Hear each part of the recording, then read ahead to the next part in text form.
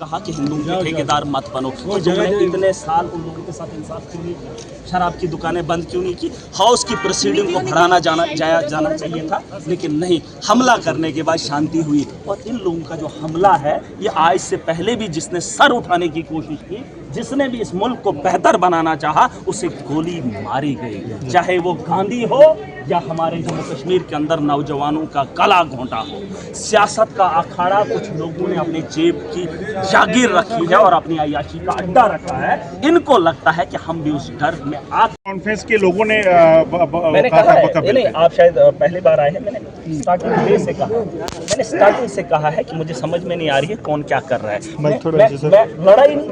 अगर आपने देखा होगा हाउस के अंदर मैं किसी का पक्ष लिया ही नहीं, क्योंकि 89 लोग कुछ ऐसा कर रहे हैं जो मुझे समझ आ नहीं रही है। मैं चाहता था कि जम्मू कश्मीर की असेंबली के अंदर बात हो, अभी भी कर सकते हैं। हाउस को बढ़ाने के लिए क्या ही फर्क पड़ता है? बढ़ाना चाहिए, 5 नाफ्ता एक बढ़ा दीजिए। जम्मू कश्मीर के लोगों ने वोट दिया है, जितनी भी सरकार लाई है, बहस करने के लिए मौका है। और इनके सब मैं खुदारा चाहता हूँ, देखिए आप ऐसे मुद्दे मत बनाइए। खुदारा मेरी गुजारिश है, चाहे आप जम्मू के हों या कश्मीर के हों, आप ये सवाल देख लीजिए हाउस के अंदर कितने सवाल स्पीकर साहब ने गिने, मुझे याद नहीं है। उसमें देखो कि बीजेपी के सवाल क्या है और उनके धांधली क्या है। वही सवाल अगर अमित शाह से पूछेंगे तो तकलीफ होगी, वही सवाल अगर गवर्नर से पूछेंगे तो तकलीफ होगी। ये कौन सा एमएलए है? Mister Baldev Rai Sharma. Shrine board के अंदर अल्कोहल फ्री कब किया जाएगा? जो अल्कोहल को बेचने का काम एलजी के दौर में हुआ, अगर नहीं हुआ क्या मुझे पूछने का हक नहीं है? ये आदमी क्यों पूछे? अब मैं पूछूंगा, क्योंकि दुकानें इन्होंने खोली है, नशे को इन्होंने आम किया, मंदिरों के शहर में धंधा इन्होंने किया। अब ये मैं पूछूंगा, हिंदू बरादरी के लिए बेहतरी की उम्मीद क्यों नहीं कर सकते? मेरे साहब आपके हुई ऐसा क्या लगता है बचपन से इसके बारे में मुझे बात नहीं करनी। स्पीकर की तरफ हाँ, स्पीकर ने जो बोला नहीं, देखिए मेरा यही इंटेंशन था जो बाहर मैंने आकर कहा।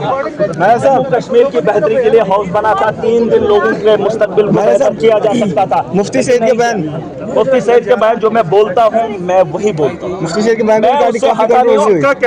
देखिए बदतमीजी की बात करते हैं ना, मैंने हाथ नहीं उठाया, मैंने गाली नहीं दी। इनको लगता है मैं कुछ भी नहीं, ये नाम से जीते हैं, मैं काम से जीता हूँ। बात साफ है। अब ये बात अलग है, मैं गाँव से आता हूँ, मैं एक आम परिवार का हूँ, मेरा इतना पॉलिटिकल बैकग्राउंड नहीं है, लेकिन आज दावे के साथ बता सकता हूँ कि ईमानदारी की जिस सीढ़ी को मैं चढ़ा हूँ, आज इनके सीनों पे चढ़ कर कहता हूँ कि महाराज की वजूद के बराबर इनका मुकाबला नहीं है। लेकिन आपके उस बयान से काफी नाराज है। 28 बीजेपी, 3 पीडीपी और उनके गुर्गे महाराज को डराएंगे। ये खेल मैं बचपन में गली में खेलता हूँ और हर गली में मेरा एक नाम है, किरदार है, पता कर रहे हैं। जिसको ज्यादा शौक है नहीं गुंडागर्दी करने का, ये गुंडागर्दी हमने बचपन में छोड़ दिए पता। और इनको लगता है मैं ऐसे ही आया हूँ। अरे मैं ऐसे नहीं आया हूँ बाबा, गलत फहमी है। 90 ही लोग हैं, पता करो कि महाराज कौन है। और मैं तुमसे डरने वाला हूँ कि किधर हम हिंदुओं को बचाने का, तुमने हिंदुओं के खिलाफ बोला, तुमने मुफ्ती से मर गया। अभी मैंने वो अल्फाज भी इस्तेमाल किए हैं जिनको उनका शक है। इनको शक है कि ये वो अल्फाज ना इस्तेमाल करे जिससे उनकी शनाख्त खत्म हो जाएगी। मैंने कहा वो मर गया, मरे हुए को मैं मरा हुआ।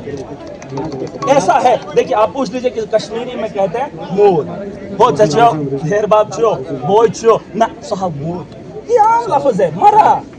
मैंने ऐसा, इसके अलावा आप देख लीजिए, मैंने कहा कौम के साथ गद्दारी की, बराबर की।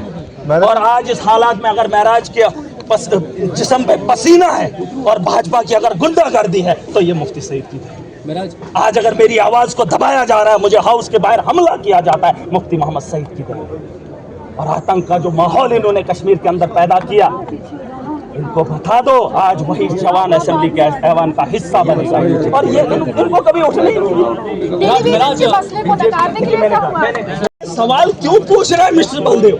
ये सरकार को क्यों बोल रहे हैं अल्कोहल फ्री कब होगा? ये सवाल मेरा है, आप पढ़ लीजिए, मेरा है, उसी का है। क्यों लिखा इसने? क्या शराब की दुकानें वैसी जगह पे बीजेपी के लोगों ने एक्सेप्ट कर लिया?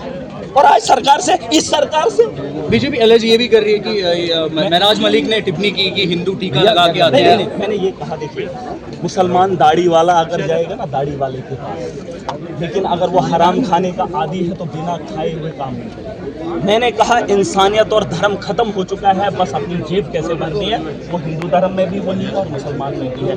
मेरा ये मानना है कि जिसको लूटना है वो धर्म नहीं देखता है। मैंने कहा कि कश्मीर के अंदर 15 लोगों को नौकरी हायर एंड इमरजेंसी में मिली, वो एलजी का दौर था, लोगों ने प्रोटेस्ट किया, क्या मुझे बताओ उन पे कार्रवाई हुई? एक मिनट, आपने कहा हिंदू की बात, मैंने उसकी कार्रवाई की मांग की। अगर उन मुसलमानों से वो हक छीन लिया होता, यहाँ के हिंदू उसके अंदर थे, उनको ही दे देता, हंगामा खत्म, लेकिन नहीं किया। और ये पैसे के लिए जो ये हैकल हुआ है इसके ऊपर कोई आपने कंप्लेन या कुछ? अरे नहीं, अब हम देखिए आज कुछ डेट हो गए, बदमाश हो गए, मुझे लगता है गब्बर बनना